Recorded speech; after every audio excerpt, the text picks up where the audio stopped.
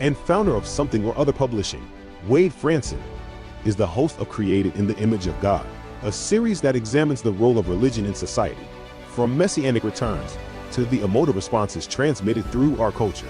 Wade fearlessly addresses reality claims from all directions, objectively exploring their compatibility with Holy Scripture. Tonight's episode, Royal Falcon and the Hillcrest Orchard Camp Programs, with Barbara Brehon.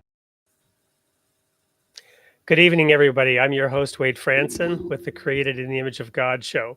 And I am here with Associate Pastor Barbara Brehon, who has become a very dear friend of mine in just the few months since we first met, having had her on the show right here in this studio a few months ago. So much has happened since then. I don't know how many of you saw the sneak peek that we sent out about tonight's show with some of the videos that illustrate what we've all been up to. But Barbara, it's such a joy to have you back in the studio today. How are you tonight? I'm doing well, and I'm thrilled to be back. We've got a lot that we are doing and a lot that we could talk about. Indeed, we do. And we were just having a wonderful warm-up chat in the studio about the title of the show, Created in the Image of God, which is something that Pastor Brehon knows something about. We're going to get into a number of topics tonight, including how we both do work with the young people in our environments, in our social circles, and how important that work is, but also a little bit about churches, theology, and religion in general. So really excited about where I think this show will go tonight, and probably some places that we don't yet know that it will go tonight. That makes it exciting because we don't know. It's not scripted. Yep. There's another exciting thing tonight, which is we are announcing tonight officially that Royal Falcon Foundation is opening its doors for you to participate in supporting our mission. I launched the Royal Falcon Foundation almost a year ago now, back in March, with the goal of using it as a nonprofit, a 501c3, to support the camp programs that we've been doing. Now, some of you know I've been involved in youth camps all my life, going back to the very first ones that I attended as a young teen up in Alaska, then flying down to the church camp in Orr, Minnesota when I was 14. And later, as a college student, I began working as staff at a camp in Scotland on the bonny banks of Loch Lomond. And I went back 6 times to that camp because it was just such a powerful experience. I was one of the Americans that had been, I think there was another person who had been maybe 7 times, an American who'd been back 7 times. But I was one of the most frequently visited Americans there, and just made friendships that I treasure to this day from young people all over Europe, both the youth that I worked with and my fellow staff members. I then went to South Africa for a summer camp program where I taught windsurfing and sailing and was a counselor there as well. And then did winter camps in Austria where we were doing skiing in the Alps. And then I established and directed a summer camp in Germany, ran it for 5 years, and in the end it had 4 languages. But these were all in a religious church context. And the camps that we're working with today, we're trying to be a little bit more inclusive and expansive and help not only share the values and the spiritual principles with those who may not be churched or who may not belong to a particular church or our church, but also the reverse, right?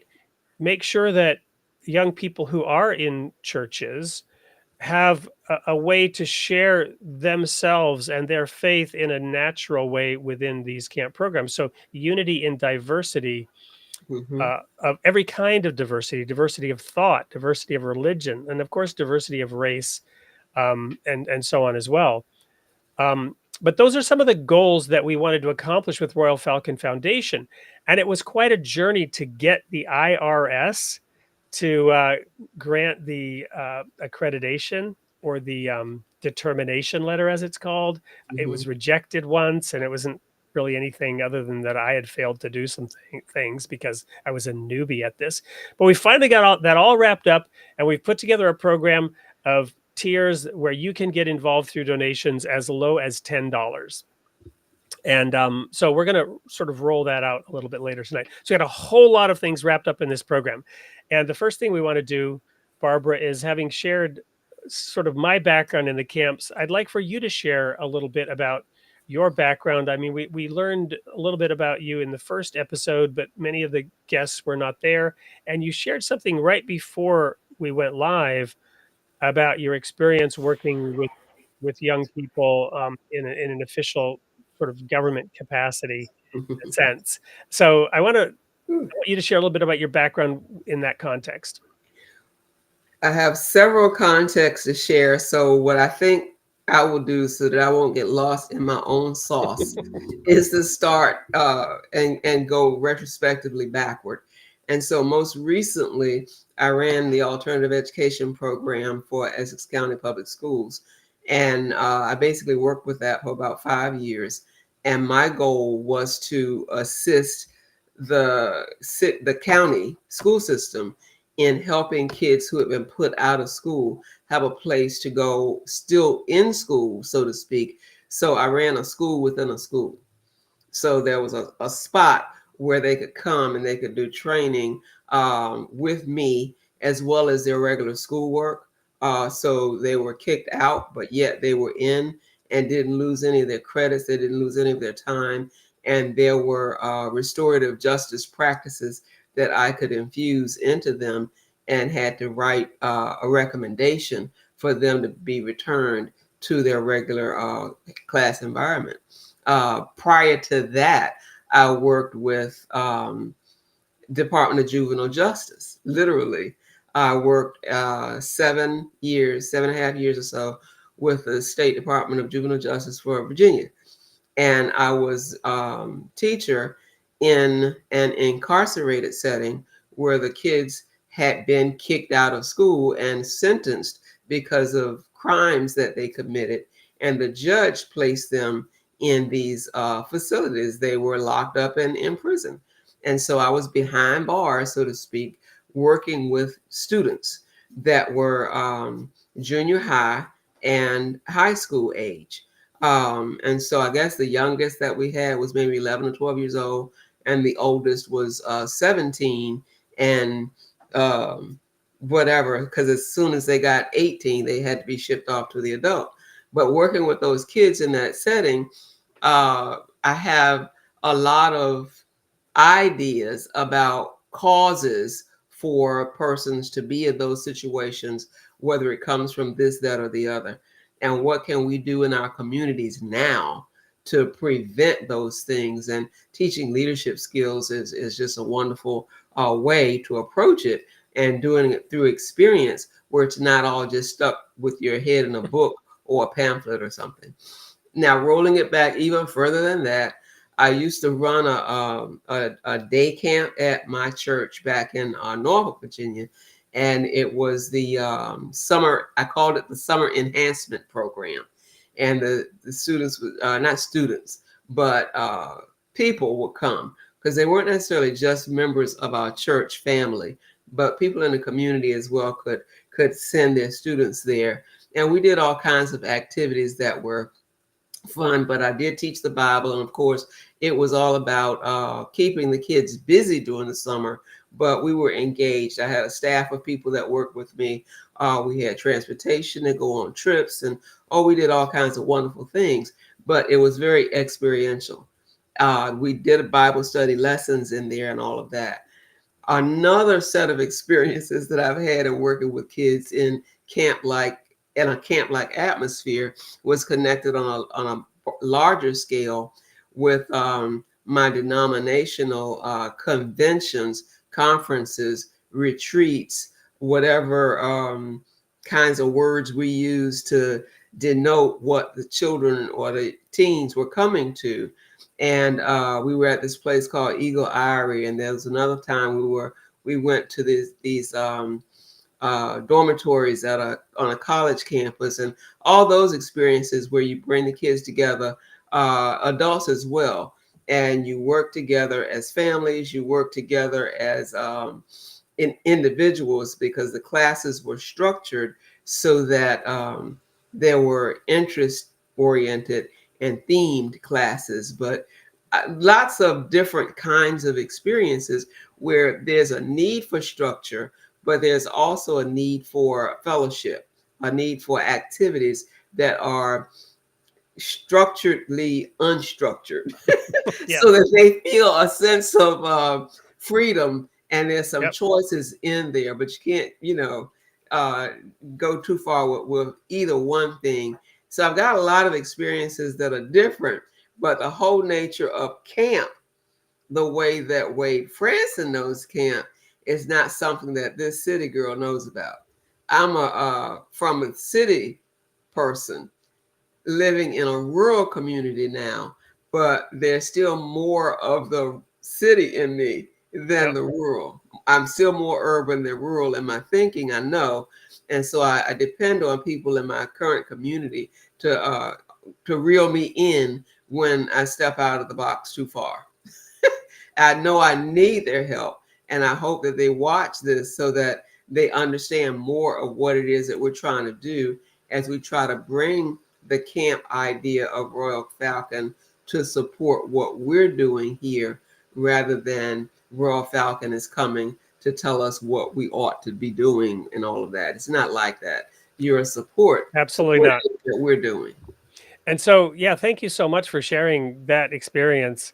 And it really is about bringing those diverse experiences together so that we have the benefit of a diversity of viewpoints and opinions.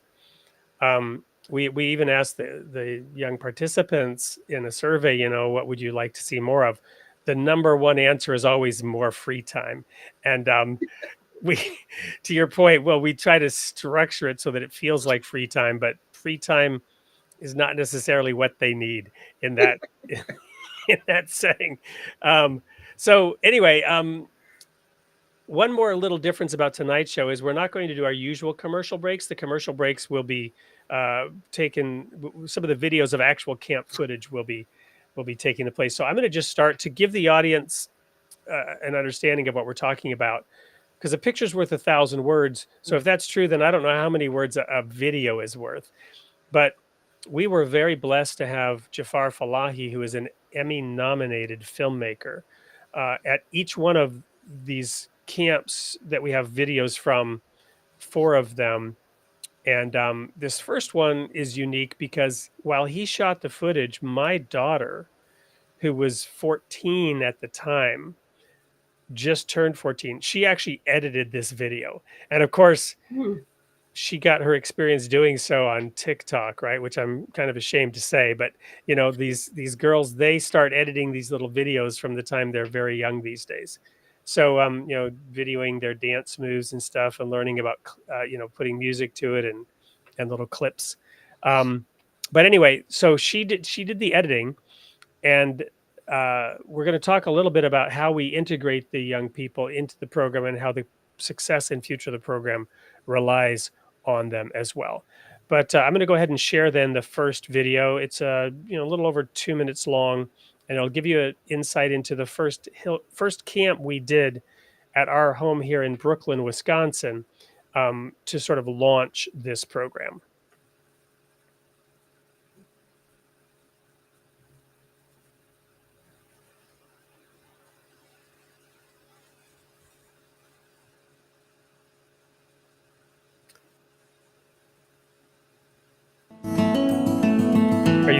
This is the first ever time we've had this camp. And we hope it'll just be the first of many camps on this property. Because when we found this property and saw it and decided to buy it, that was one of the first things we had in mind, is lots of activities and lots of people over to enjoy it with us. This camp is so new, it doesn't even have a name. So thank you very much for all coming for the first ever blank camp.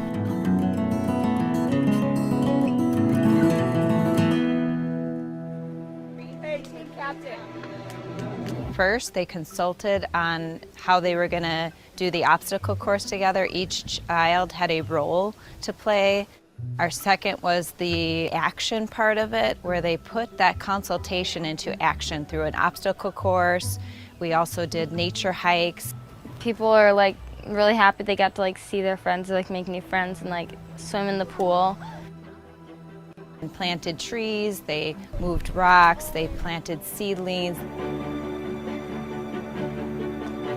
My hope was that the adolescent teens would work together and that they would each contribute to the whole, and that each would come away feeling that they learned something new and that they discovered something new about themselves by working with their team.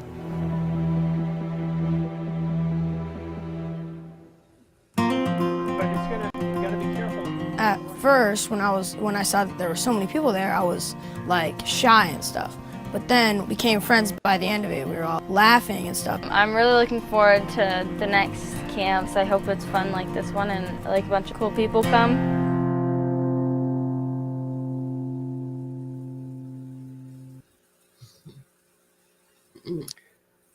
So that was the first camp that we did. We didn't have the Royal Falcon Foundation. We didn't even have a name for the camp. I was tempted to stop and point out the temporary tents that we had over the educational area, because in the next video a year later, we're going to show how we did some construction and put up some pavilions, which you'll see in the next video. We laid some sidewalk. We put in some outdoor showers to make it a little bit more amenable to having more children, more young people. But the camp program is focused on 11 to 15-year-olds. And then we have, of course, older people as guides and adults as activity directors. But really, this was an experimental approach. But with that video, we attracted a lot of interest and were able to then get some funding to begin to expand out the program, introduce a curriculum with some publications around unity and diversity, around consultation, and this idea that we call experiential learning, where we have no more than 10% talk and 90% action and activity, showing a few basic principles, and then during the activities, bringing those principles out for the children to learn in various ways. So the idea of getting them out in nature, in God's creation, is really important. Taking them away from their phones and getting them to engage with the creation and with each other out in that creation is a critical part of this camp, especially in today's over technology world, social media and all of the requisite challenges that come with that as well. So Barbara, you mentioned the urban versus rural. What comments do you have there as an educator working with young people who in some cases were in serious trouble and trying to help them make better choices? What do you want to share about your experiences there? The whole nature of getting kids away from their devices is sometimes even a struggle for getting adults away from our devices. And so simple things that we can do when you go away from electronics, for example, helps you develop communication skills.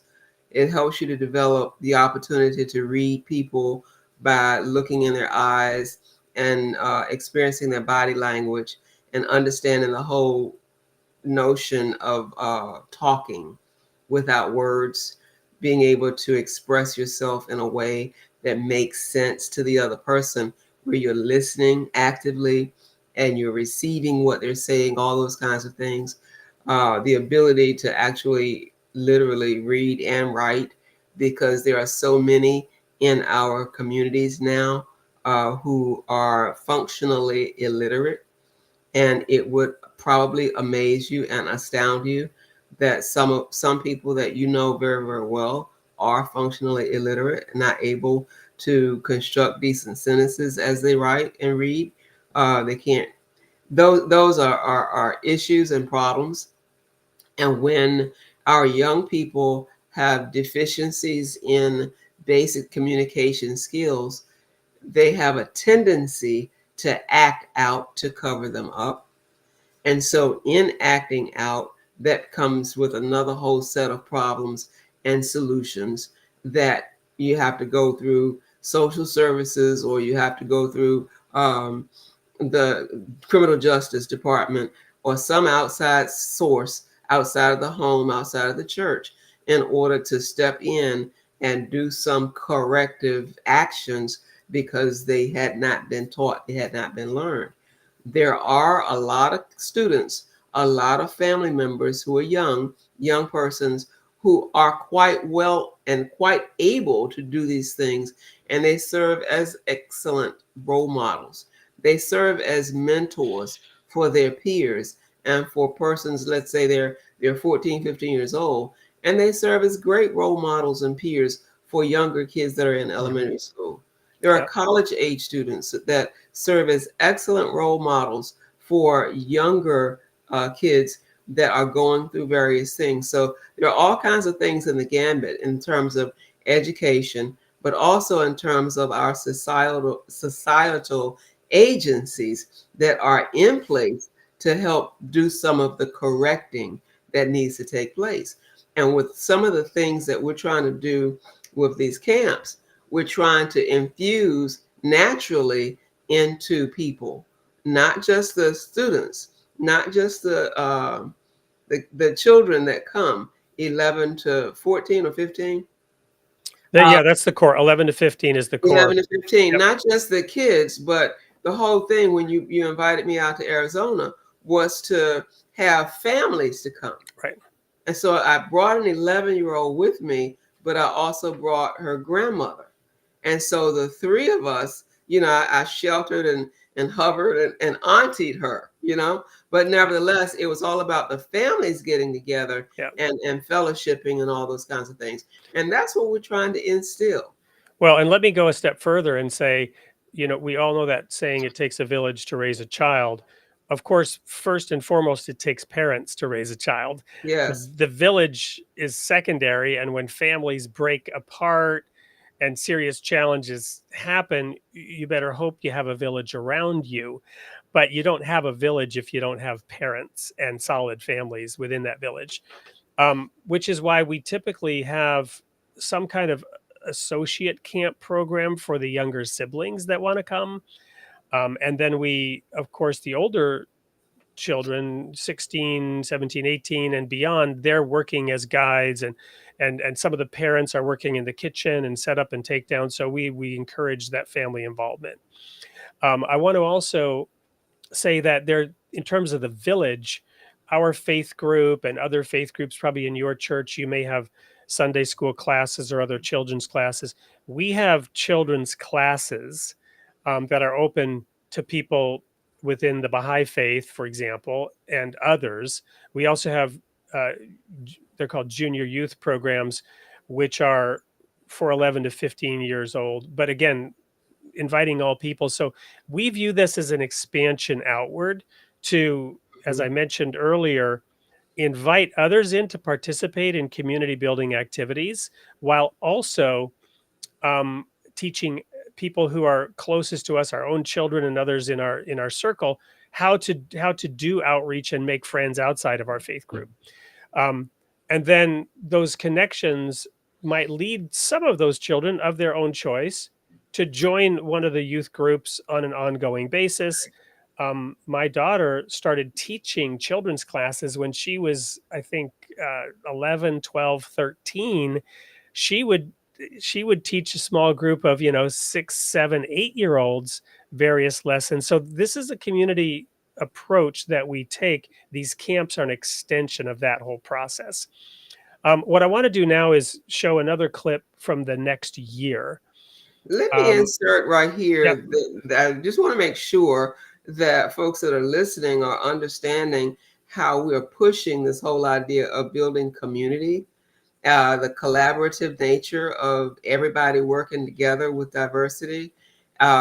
Community is key, and how we have communication and all of that to help build our communities is just very, very vital. Absolutely. Thank you.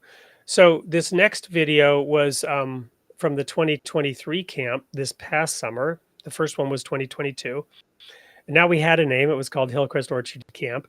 And this video is a little longer. It's about 6 minutes. It tells a bigger, longer story. I'm going to play 2 clips, one at the beginning and then one a little towards the end to show two different aspects of the camp. And this is all just live, so hopefully we'll get without any technical glitches through this, and we'll talk a little bit about each segment as we go.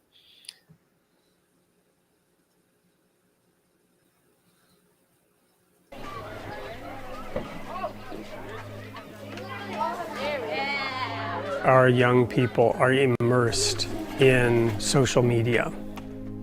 Getting them out of that environment is job number one. To take the phone out from in front of their face. We really believe deeply in the Hillcrest Orchard Camp and the ability of this program to make a difference and to form bonds of friendship and community that are clearly visible to the outside.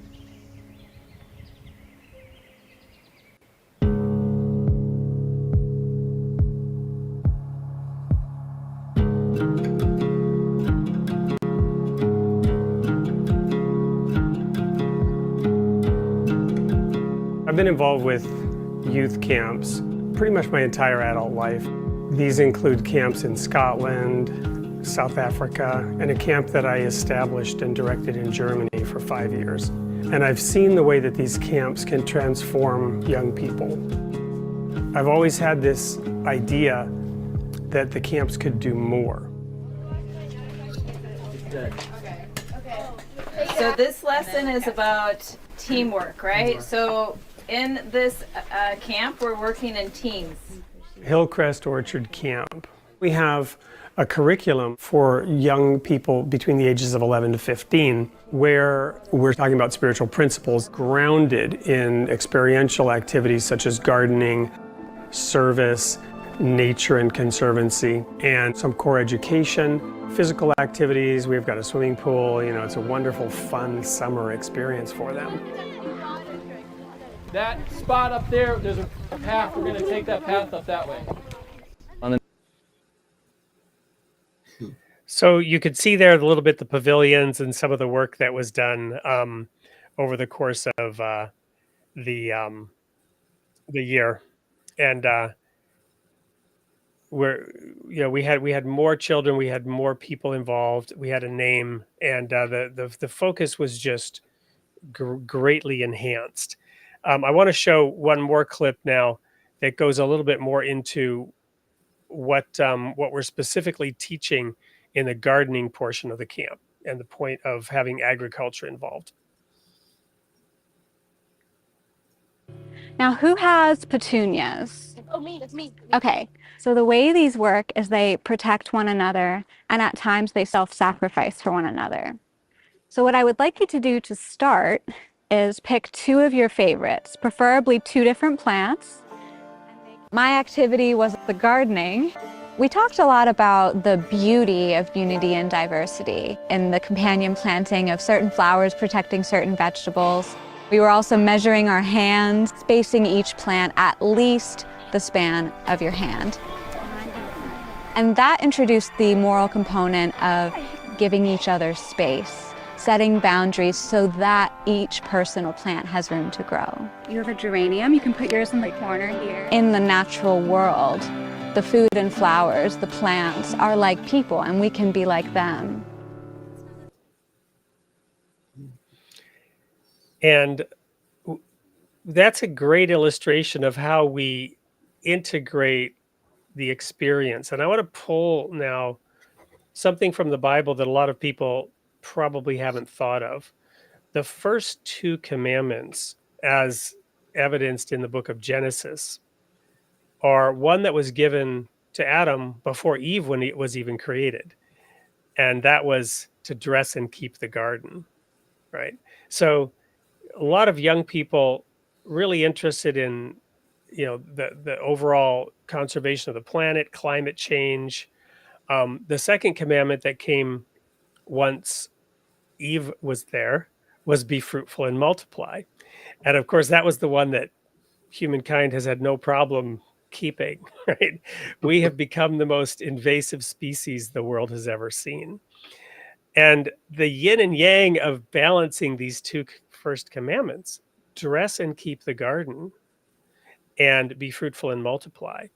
And of course, Adam gave names to all the animals and was supposed to know and understand to be the caretaker of all of creation. So we weave all of that in at a very basic foundational level in an experiential way, and try to teach the children, the young people, a balance of these things. And we find it to be extremely effective. So, Barbara, tell us a little bit about, sort of anticipating a couple of the video clips that are coming. Tell us a little bit about one of the reasons why you in particular, and also Janie, were invited to join these activities. And people who saw you last time will know the genesis point was this book, Blooming for Christ, that you'd written. Absolutely. You, in the previous clip, showed the companion gardening, which really intrigued me. The whole nature of that comparison, those analogies of people and plants. The Blooming for Christ book that I wrote is about an analogy of the life cycle of a plant's growth, from that seed through maturity, spewing more seeds, and the cycle starting again with them being planted somewhere, is the same as the maturation of your spiritual life. And so someone plants a seed in you for your faith to sprout. You have to be nurtured and go through all those steps. And so basically that's what Blooming for Christ is all about. It's about growing godly intimacy. And when you got a glimpse of that on social media, where I was promoting it, of course, that's what authors do, you tapped into it, because everything that I was saying in the promo paralleled what you were doing with your program. And then the more I read about what you were doing, the more I said, well, I know a church in my area who's doing this gardening, raised bed gardening, community garden for everyone. So why not try this? And so I chatted with the family, the mother and the father, the mother and grandmother, and tried to find out if they were interested in this. And both of them were eager and said, of course, we would like, yeah, you could take Lily along with you.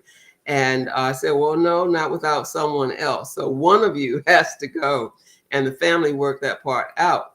But the whole idea was that that particular church, the Rock of Ages United Holy Church, had already begun a raised bed garden. And the youth of that church, along with their friends, so it wasn't just members of that church, but their friends were coming along on Saturdays or whenever they had the time set apart to do that, set aside to do that. And they were excited about what they were doing, and actually building everything from flat land to that was absolutely nothing. They actually built the raised bed garden. They decided what they were going to plant, and they nurtured and cultivated and harvested. And they were able to keep going back and getting it, and actually cooking it, eating it and cooking it and preparing it, and knowing that they had grown it. And there are so many health factors involved in going back to nature and buying seeds instead of just buying the collards from out of the grocery store. So there were a lot of intrinsic things, and an avid gardener in the church participated very wholeheartedly to help the kids learn the dynamics of gardening and the watering and the pruning and all of the different steps that go along with it. But there was a particular church that I was very, very acquainted with, and that was the reason why I selected them. And they indeed came out to Arizona and are pictured in some of the video clips that you have there. It was just a wonderful experience. And coming back, I mean, while we were there maybe a few hours, And I heard the young lady already calling the kids that she had met my friend. Yep. I'm like, wow, it's only been a few minutes and you've met friends already. Yep. And so that unity and diversity and all of that, I mean, I'm all in for that. And I want to replicate that, especially at the Rock of Ages, where you guys come and help help restore that and help them to build that up to another whole level when you come to Virginia. And maybe we'll have another site where you can do something that hasn't been done before, depending on what the landowner has decided that they want to plant on that particular piece of property. Yeah, what we found is one of the magic ingredient is this outward looking focus, right? And I want to share a little story. I hinted at this in the sort of the warm up. When I was developing that camp in Germany, and I ran it for 5 years, the 5th year, so we had people from all over the world really coming to that camp, and at the end we ran it in 4 languages. We had Dutch, French, German, and English, and we were working even with in Russia, and some people might remember the Chernobyl disaster. We were looking to get some kids from that area to come to the camp who had actually suffered radiation poisoning. So it was just really outward looking, but it was still run by a church. But one of the friends from the local church was where I was associate pastor in Stuttgart, Germany, invited his friend to come to the camp, even though it was a church camp, and we welcomed him there. And this young man was exceptional. I mean, the church youth was one of my, you hate to say you have favorites, but he was just awesome. And I had sort of befriended him because his father had died a tragic death when he was 12. And so I took a special interest in him. I think he was around 12, might have been 11 or 13. But anyway, he invited his friend, Christoph was his name. And they were just an excellent example throughout camp. But Christoph was just exceptional. He had never experienced anything quite like this. He just loved it. So at the end, we typically awarded a camper of the session.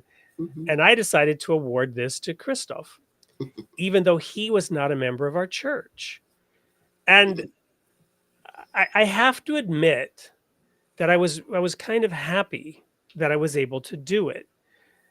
I kind of knew the reaction it would provoke, but I didn't expect the reaction to be as strong as it was. Many of the people within our faith group were incensed, even outraged, that we had awarded camper of the session to an outsider.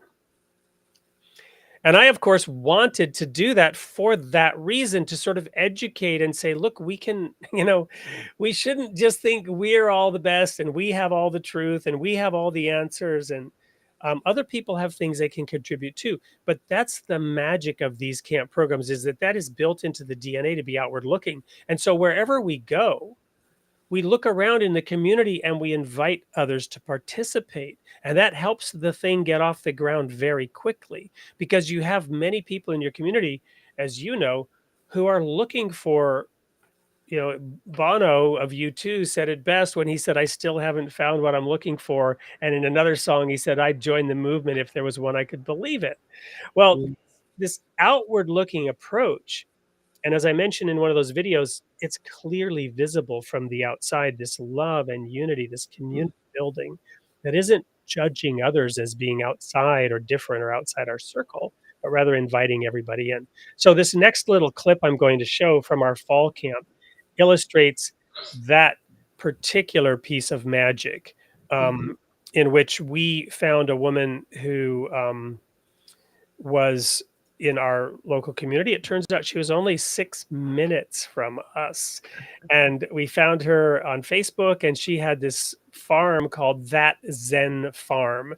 And we learned a little about what she's doing, went to meet with her, and she welcomed us to do part of our camp on her farm.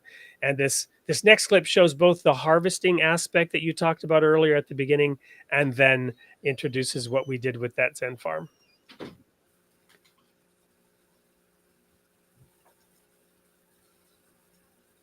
During some of the workshops today, while half the camp was doing the challenge courses, we had the gardening program where we harvested using the potatoes to make French fries. What's really unique and different to this camp is that we really want no more than 10% talking. And then they're doing things, right? Deeds, not words, be your adorning. One of the things that was important to us was expanding further out into the community. So we started asking who else in the community is doing things and might be interested in working with us.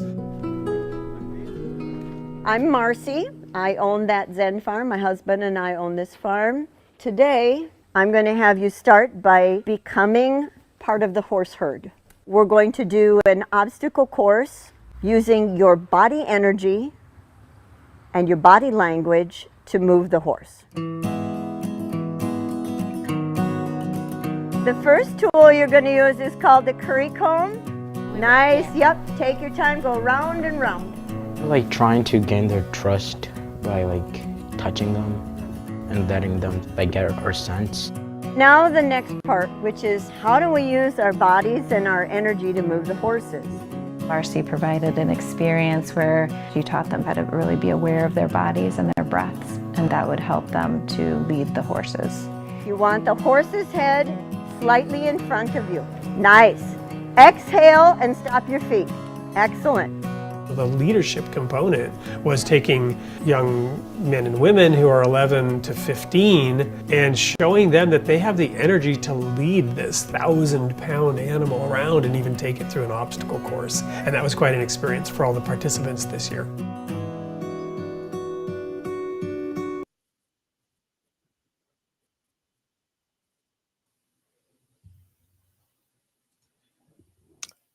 I lost you there for a second, Barbara.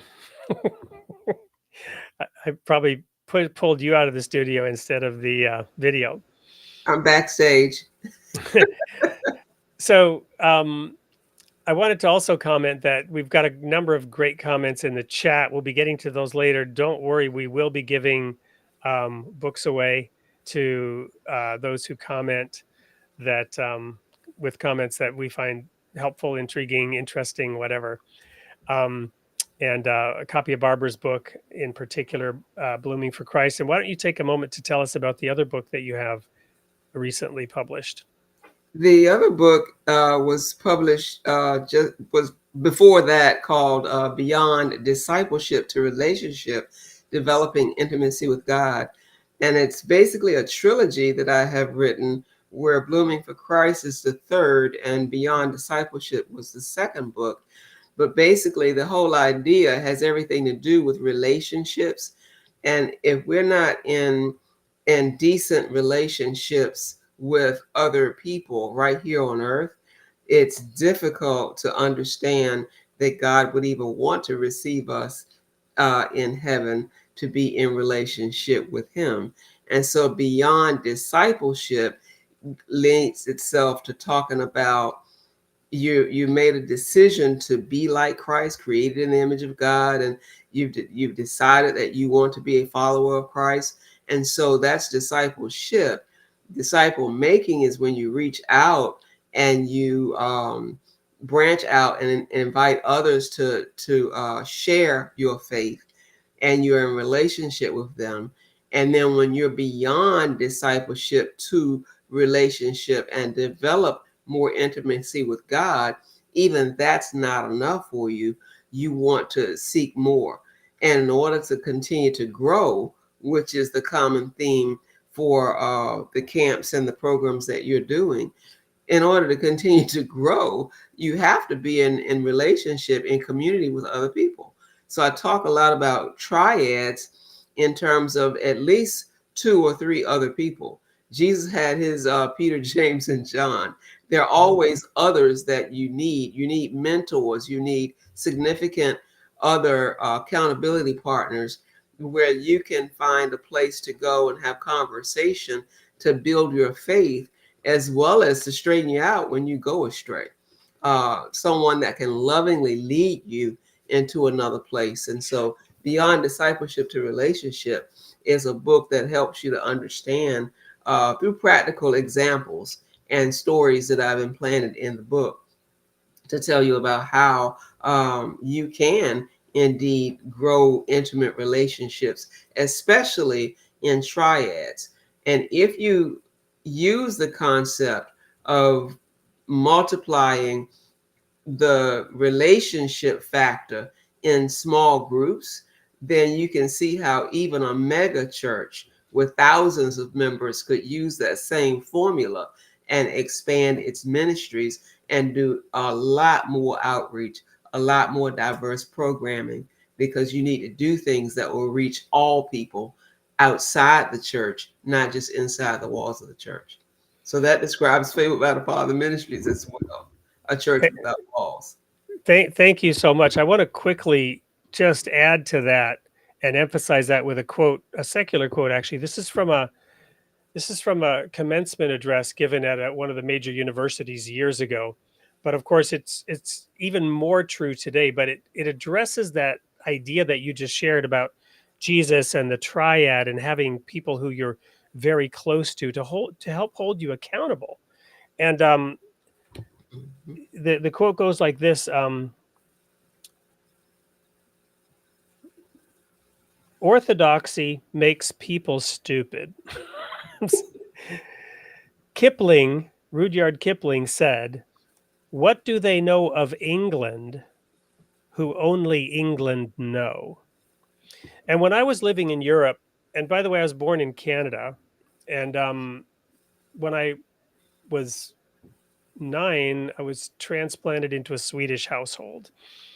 And I was a very obnoxious, loud American boy at that time because we moved to America when I was 2, and I didn't have I love and respect my parents, but honestly, I didn't have the best parents, and I didn't have the best early upbringing. I was a very loud, obnoxious American boy when I went to Sweden. Lived in a Swedish family for over 2 years. Later, I came back to the U.S.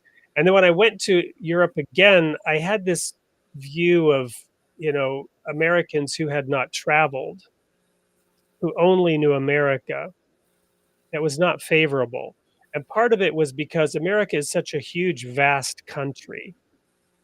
We have like the World Series baseball, right? But it's only America, right? Whereas other parts of the world, world tournaments are really world tournaments, and now they know a little bit about the other countries in the world. So Rudyard Kipling is saying, what do they know of England who only England know? In other words, if all you know is your own little space, you don't really even know that because you haven't ever seen it from the outside. Then he went on to say, similarly, we can say those who know only their own thoughts do not really know those because those thoughts have not been challenged. So it's this challenge from outside independent observers with a different perspective that make us think more deeply and even about our faith. And it's not even that our faith has to be challenged per se, but rather it's our misunderstanding of our faith. It's where we got it wrong that somebody else will say, well, that's stupid or that's silly, or I don't see that at all. Right. And if we're honest and open, we might reflect on it and we might come to a more full understanding because none of us have the full picture on God. And he says he reigns on the just and the unjust alike. And that's not to say others are unjust. It's to say that everyone has access to God if they turn to him in all of their diversity, and everyone's going to perceive God a little differently. Everyone's going to pick up on a different aspect of God's character, of his love, of his characteristics. Some people might really like the submission and obedience part. Others might like the forgiveness part a little bit more. And this diversity of relationship with God helps us reflect on our own understanding of God and our own faith.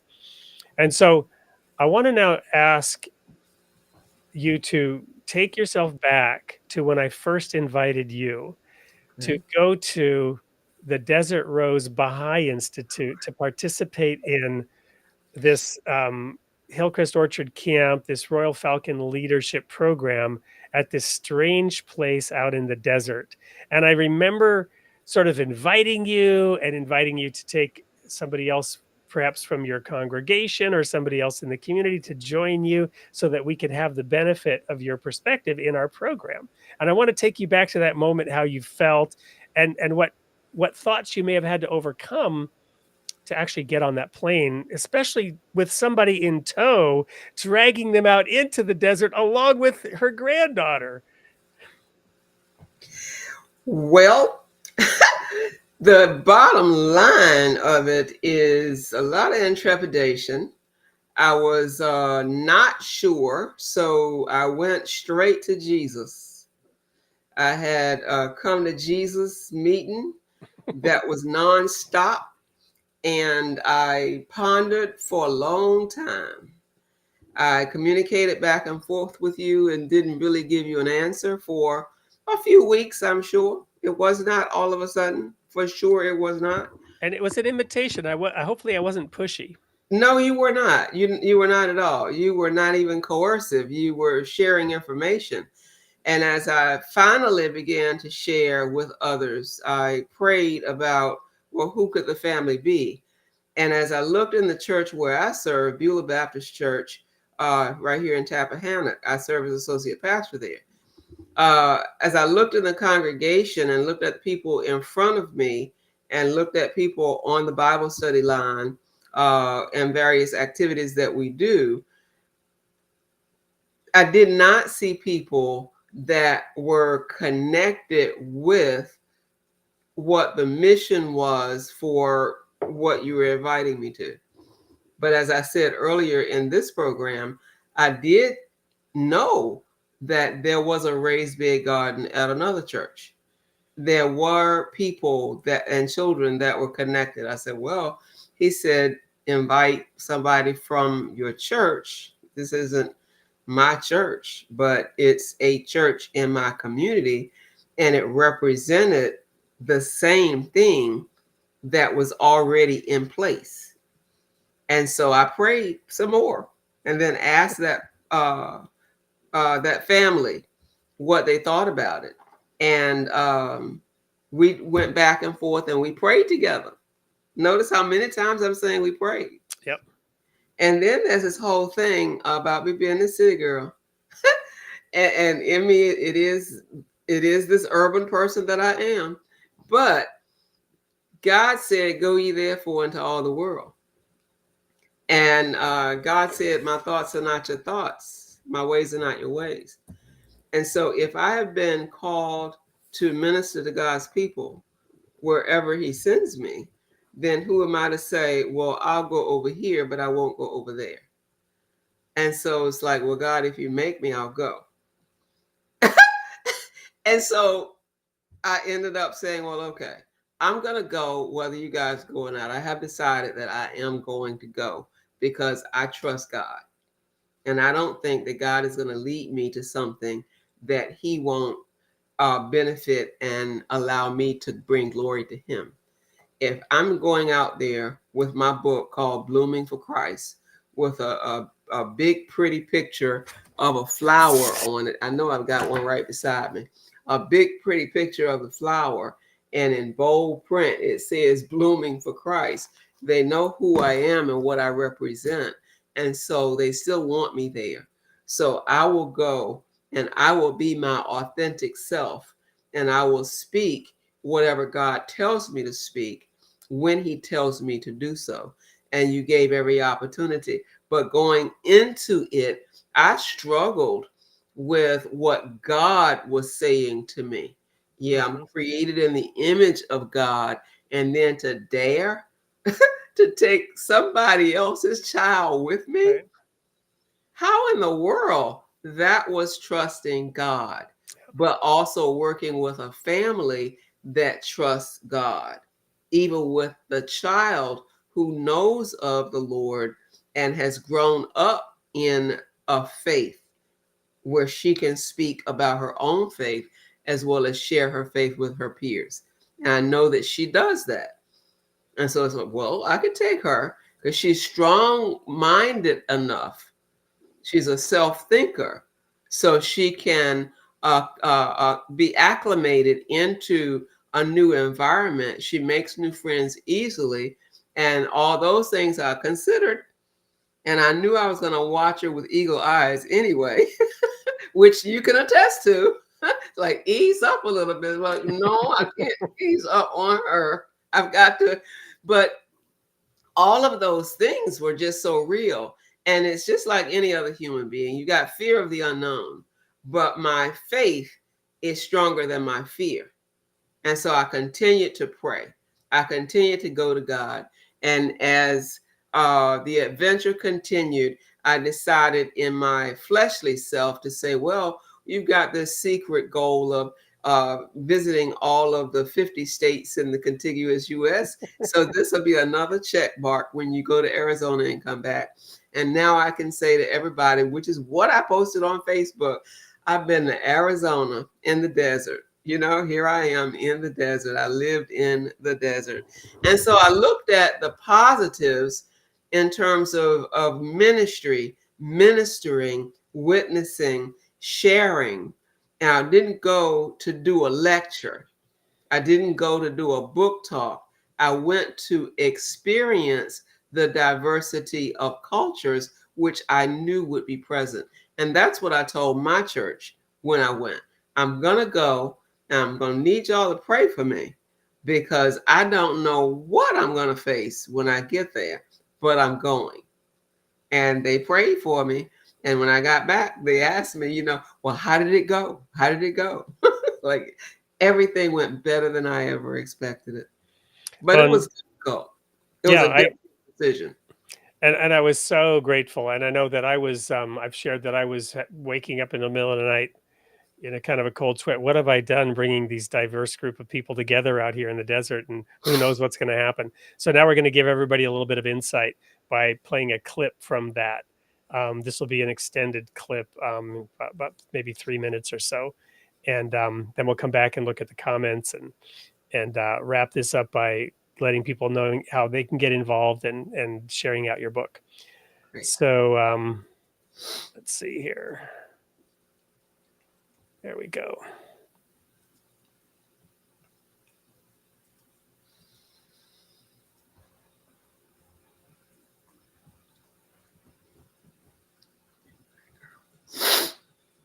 Oh, I guess I need to press play. Waters shall burst forth in the wilderness and streams in the desert. A highway shall be there, and a road. It shall be called the Highway of Holiness. After doing a few camps up in Wisconsin, we got an invitation to come to Desert Rose Baha'i Institute in Arizona. This is a spiritual location here in the desert. And in fact, it was a perfect setting for our agricultural program because they don't have soil here, they have dead dust. Everyone give us their name and where they're from. I'm Janie, and I'm from Virginia, and I'm here with Barbara and my granddaughter, Lily. Janie is here to assist with the program, representing her church in her region. So when we were able to bring in pastors from other churches and an educational organization in California called Middle Tree, these various pieces got mixed into the program that we put together here at Desert Rose. And what came out of it was something that none of us really could imagine.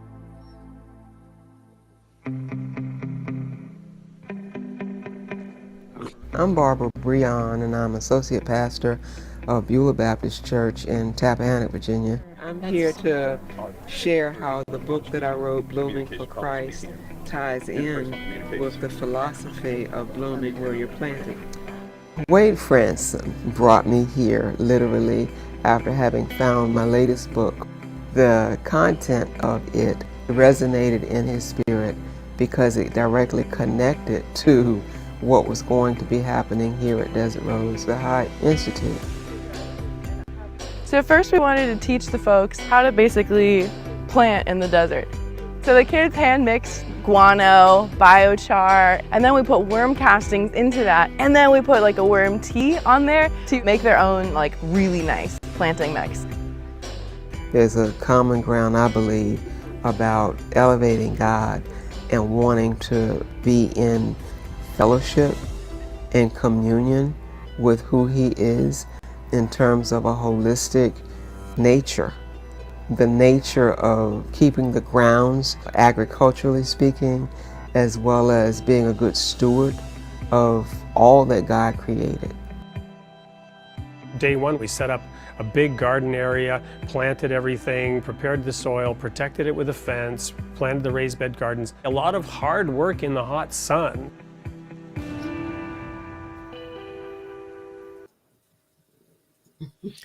How hot was that sun, Barbara? More than 100 degrees every day. I mean, enough said. I think about the temperature, but we were very, very well hydrated. And I asked Lily's mom to make sure that she was hydrated well before we left, give her a week of lots of water so that we won't have to start from scratch. And we did pretty well with that. It was just amazing to me that the dead dirt came to life with irrigation and the appropriate mixture of ingredients, because the soil was first tested and the ingredients that the scientists on your team put together in the right combination, and taught the kids all about the scientific part of it as well. And then they had the hands-on to actually do it. They actually got the learning about it while they were doing it, as you could see it in the video, as you could hear it. And it was just fascinating to me how all of that happened. And then a few months later, you did send me pictures of what the crops looked like that we had planted. And I think I did post that on my social media for people to see a few months later. Yeah, and this is another example of that outward looking focus and finding others. So we have benefited now. We have connections to Sahar, who was the woman in the video. She's the soil scientist, very young, energetic, and enthusiastic, like my daughter's cat here, who wants to get on the action. This is Licorice, by the way. Let me now she's like getting around bugs just good. Now she's gone. So Sahar is now a resource that we can use. And of course, they had been struggling with getting this program off the ground. They needed the energy and the enthusiasm that we brought, plus, the hands to do that work. And they've been, they now have a table to kitchen garden that they use in the, the canteen area there. And a little later in the clip, Sahar talks about the plans they have to build and grow that garden as part of their whole approach, because the Desert Rose Baha'i Institute is supposed to be focused on agriculture and the arts, but they've been struggling on getting that agricultural program going over the years. So, you and Janie and all the rest of us, we all helped get that up and running. And they are a resource to us, so that when we go to Virginia, we can take soil samples, we can send them in, we can have it analyzed and figure out, based on the climate, the season, the time of planting, how to best help those people who have wanted to allow our use of their land, donate land for use for both raised bed gardens and a larger garden, as well as an orchard that we're talking about planting. It's just amazing how quickly the ball gets rolling on all this. And which gets me to the point of, I'll go ahead and share the QR code now. What you can do, those of you who are watching, you can take out your device, your phone, your iPad, turn on the camera and point it at that QR code. And then that will take you to a page, take a minute to load, where we have various levels of participation, starting with a $10 donation, which is a seed donor. And anyone that donates at that level will get a call out on this show. A $25 donation, I think it's called a seedling. The various levels are listed there on the page. And that person also gets listed as a seedling donor on the website. At the $50 level, you're also awarded a free book. There's a link where you can pick a book of your choice from something or other publishing from among the options that are offered there. And then it goes up to, I think I got cat hair now in my mouth somehow. Too much information, I know. Sorry, but and then at $100 or $250, you're actually sponsoring a participant to be able to go, and there are various levels. $500 is the highest level right now. That's a full scholarship. We do have some very large donors who are donating money to this program, but they are encouraged to continue those donations when they see that we also have broad support of those people who are able and willing to donate even $10. So every donation is really powerful because it encourages those who have deeper pockets to go ahead and invest and support these programs as well. Those donations will be critical for us to fund the travel and the supplies necessary to help Barbara and Janie and the folks out in Virginia. They'll probably get it done without us, but make light work and lighter work. And so there's just a synergy that happens when multiple parties get involved. Barbara, anything you want to add to that while I clear my throat here?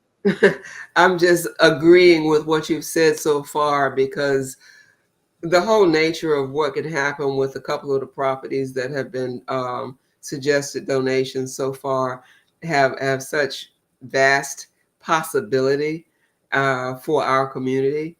And the whole idea that we have is to have it so that the community uses it.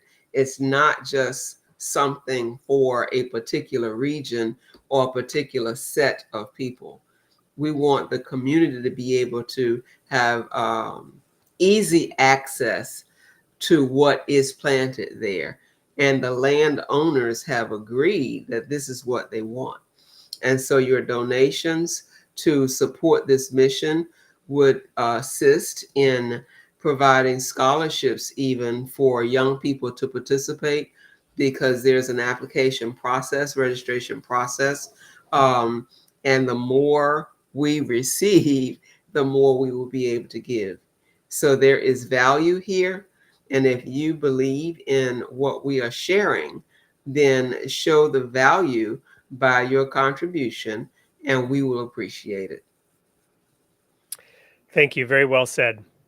We'll put that QR code back up in a little bit. I want to now show the clip where Sahar is actually talking about what they're going to do with this garden and at Desert Rose, and then a few more words from Barbara from the video, and then we'll wrap up and look at the comments. So if you haven't commented yet, get your comments in so that we can look at those, share them, and give away a couple of free books. We're going to go to the markets, we're going to get everything certified, we're going to keep our stuff online, we're going to feed the local people, we're going to bring on more local people, and it's hard to do any of that without something growing. So to be honest, this is just like proof of life on Earth. I just loved coming here and just spending time with everybody. They came together so quickly, and within knowing each other for only a few minutes in some cases, began referring to each other as my friend. And that's who God is in you, in me. And that's how you share your faith with other people. It doesn't have to be a structured setting. It's that place without walls that permeates everything. We already have a church, and actually multiple churches, that do agricultural things by nature of where we are and what we do. I can't wait to see which ones will hear this and buy into it, because they know it has value. I think of the verse that says, eyes have not seen, ears have not yet heard what is waiting for us to do.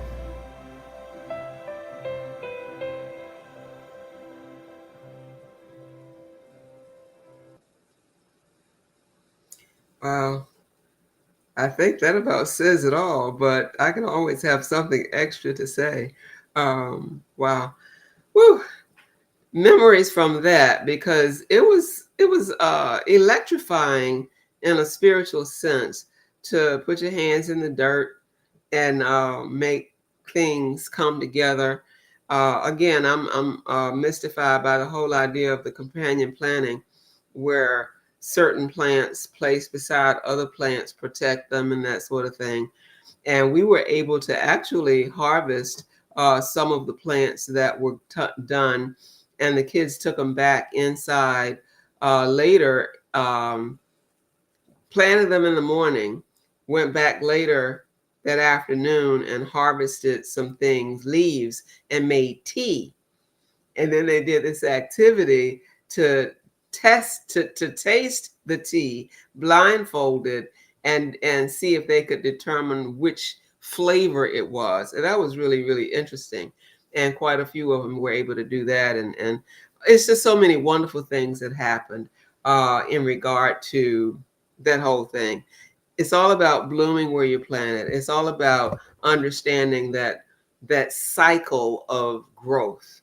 And that's what I write about. That's what I am about. My ministry is all about helping people to grow in whatever way that means. If I need to stand in front of a congregation or a convention hall or something with thousands of people, or just one-on-one, it doesn't matter to me. What matters is God used me to help somebody else become who you created them to be, not who I want them to be. I don't want to work within the box of my thoughts, my perspectives, which Wade has talked a little bit about differently. But, I've got to have other perspectives besides mine. Otherwise, I won't see what God has for me to see to assist other people. And in helping them, I help myself. And then I grow even closer to God through that interaction.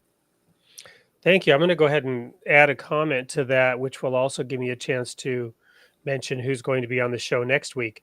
And perhaps, Barbara, if you want to take a look at some of the comments, if you can see them over there, Okay. as we come to the close here. I've seen many of them come in, lots of great comments there. Keep them coming right through the end. And also share this show and this program and the link to the donations with your friends and family. So when you were talking about, well, a couple things, the companion gardening, one of the things that I found fascinating is to learn that plants actually communicate with each other through their roots, underground, the root system. And many things that we didn't know about plants. Just fascinating the way in which the entire creation is just absolutely magnificent, and there's just so much to learn from the study of any aspect of it.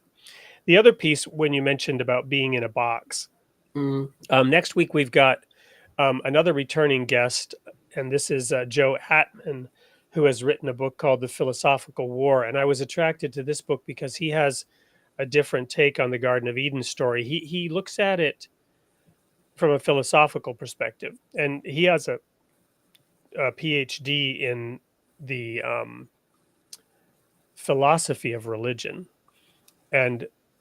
but he has a reverence for the book of Genesis, and he's able to take that story and not denigrate it as a myth, but elevate it by talking about what some of the symbols in the Garden of Eden could mean.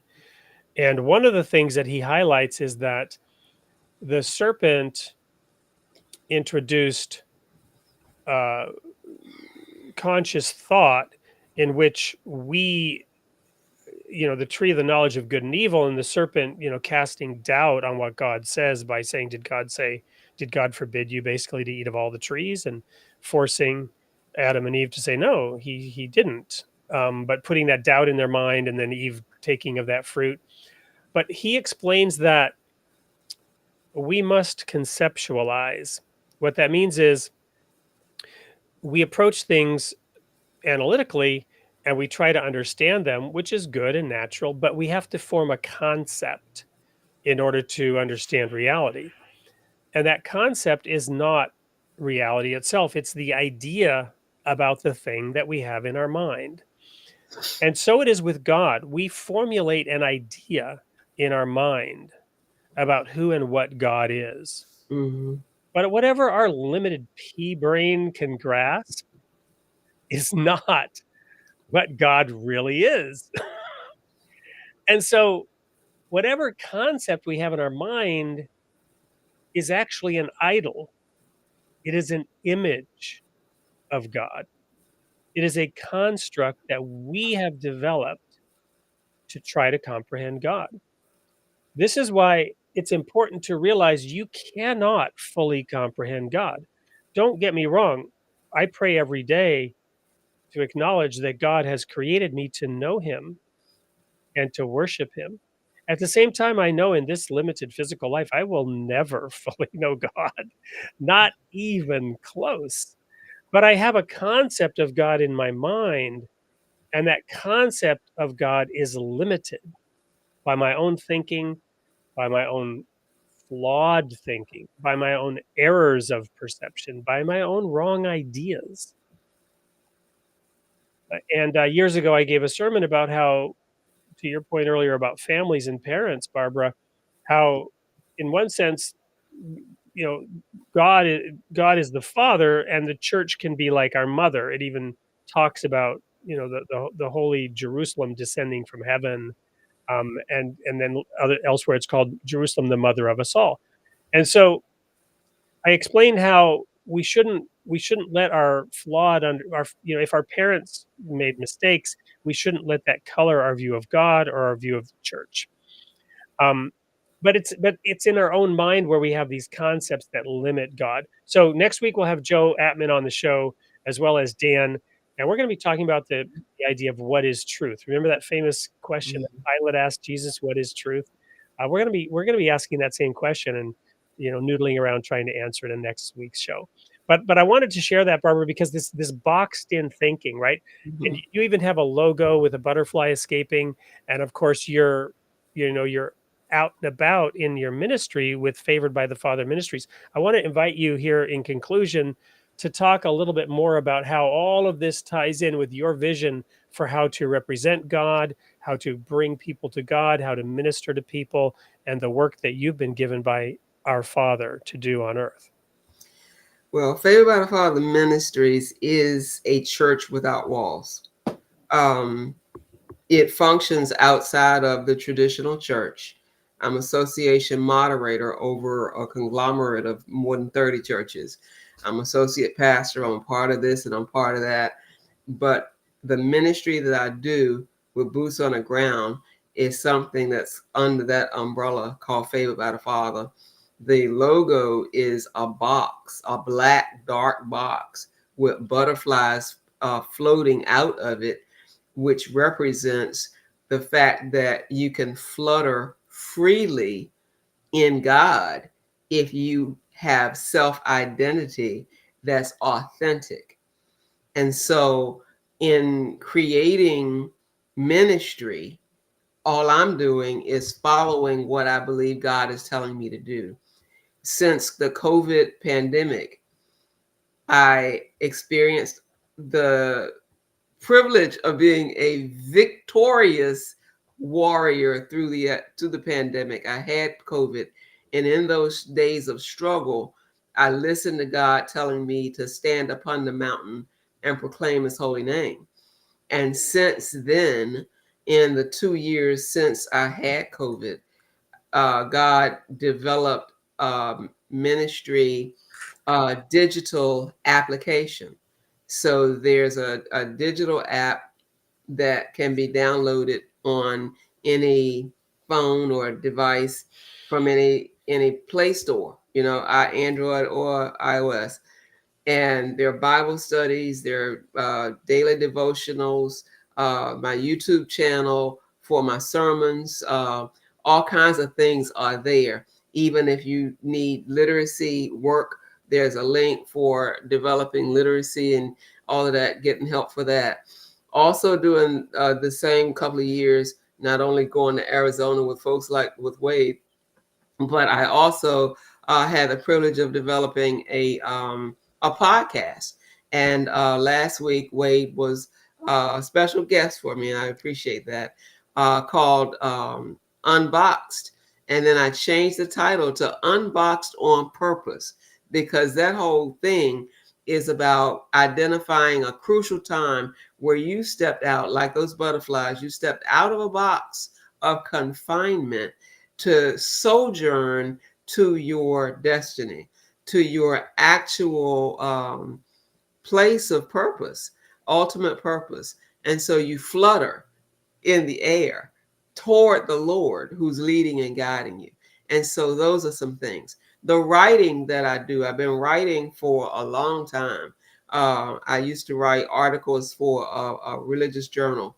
Now I write books and write chapters in other people's books or whatever God tells me to write. And you can access my writing on my Amazon page, amazon.com. Just do an author search and I'm there. But all of that is under the umbrella of Favored by the Father Ministries. I also recognize the need for fellowship. And so every fourth Friday, we play bingo with Reverend BB at a local restaurant. And we just get together and play. And there's a local grocery store, Food Lion, that donates the prizes. We do practical prizes, and we just call the bingo numbers and have fun. And so that holistic global idea of holistic idea of who the person is. What are your needs? What do you do? If you need me to sit with you, if you need me to talk with you, if you need me to counsel you, if you need me to marry you, if you need me to bury you, if you need me to, whatever preachers do, whatever ordained clergy is able to do, whatever you need me for, call me, I show up. I travel, obviously. I will do whatever I need to do. I do book signings, I do chat and choose, I do workshops, I do preaching engagements, whatever it is that somebody asks me to do. If it is going to help somebody to grow closer in their relationship with the Lord, I'm your girl. I'm your woman. I'm the one to go because I am a spiritual bodybuilder. There you Wonderful. Wonderful. I could talk forever about that, but well, and it was just so wonderful to have you in Arizona along with Janie. And along with the folks from Middle Tree as well. Let's give a shout out to them out in California. Joe Atman is actually the founder of Middle Tree, who's coming on next week. So it's a February, as I guess the whole camp Royal Falcon month here on the Creating the Image of God show. Middle Tree is an organization that works in the school systems out in California, but also in other states. And so we're talking to him about how we can collaborate and cooperate in expanding this program into some of the areas that he serves, Los Angeles area, Sacramento, and whatnot. Well, we've had, just a lot of great comments. I'm gonna throw just one on here to show.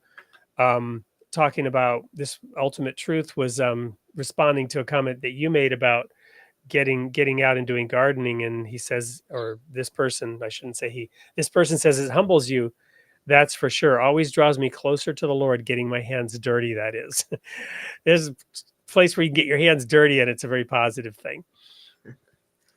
And I love this one as well. When we were talking about the creation and the roots communicating, even the stones cry out, which is a quote, of course, from the Bible. And other holy writings also talk about the stones crying out in response to God and his creation. Anything that jumps out at you in terms of the comments here, Barbara? There's one in particular, Ralph Shoemaker has been writing a lot. And there's one in particular, I like the single words: surrender, submission, obedience, serenity, peace. He put in a particular thing. Yep, there it is. That just draws me. I've been reading I read all of them, all the comments, but Ralph Shoemaker in particular, because of his synopsis right there. Well, and I think the comment came in when we were talking about each of us see different aspects of God. Some might focus more on the surrender or the submission, the sincerity, the peace, all these attributes of God that resonate with us, that we seek to emulate and have in our lives. The fruits of the Spirit is another formulation. But yeah, so is Ralph the one that you would like to donate a book to? Ralph is the one. I think he was extremely engaged. As I said, he's got several comments in there. I lost count of how many. And that one had pricked my interest. So I want to choose Ralph Shoemaker. Wonderful. So Ralph, I think you might have won a book previously, which is great. We'll gladly send you another one. I'm just saying, I think we might have your address on file. And thank you for being such a dedicated follower and commenter. But go ahead and send an email to info@soupllc.com, because our sponsor, Something or Other Publishing, is the one who arranges these donations, and will take your address and get a book sent over to you. Barbara, thank you. We'll go ahead and purchase that book from you, and thank you for being on the show, and we'll donate it to Ralph. I'm going to give another copy away, and this is an anthology. We didn't play the ad for it, but it's 25 Servings of Soup. It's a book published by Something or Other Publishing. It has a 25 short stories from authors from all over the world, actually.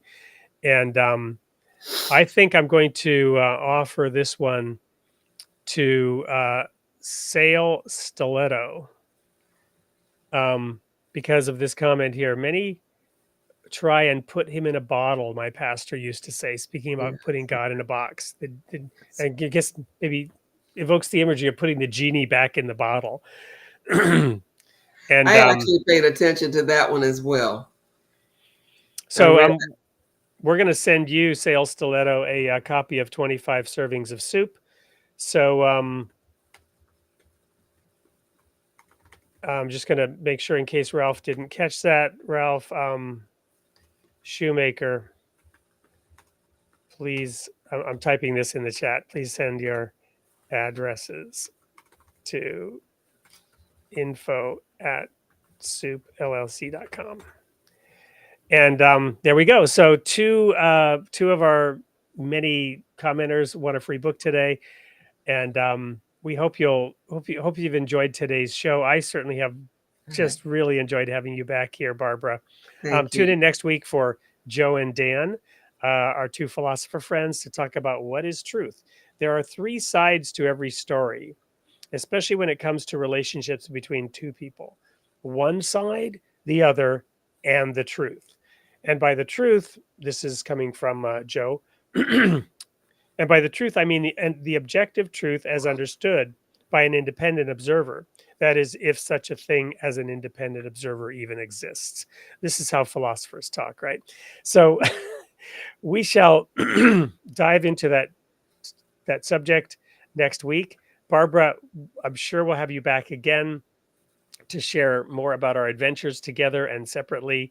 And thank you so much for all you're doing for the people who look to you for inspiration, who look to you as a light shedder, as a guide, as a comforter, as a counselor, as they seek to follow the path that God has gotten them on. And a companion might be another way just to put it simply, a helper of their joy, as it says in the Bible. And it's been my pleasure. And with that, I bid everyone good night, and may God be with you. Hope to see you again here, same place, same time.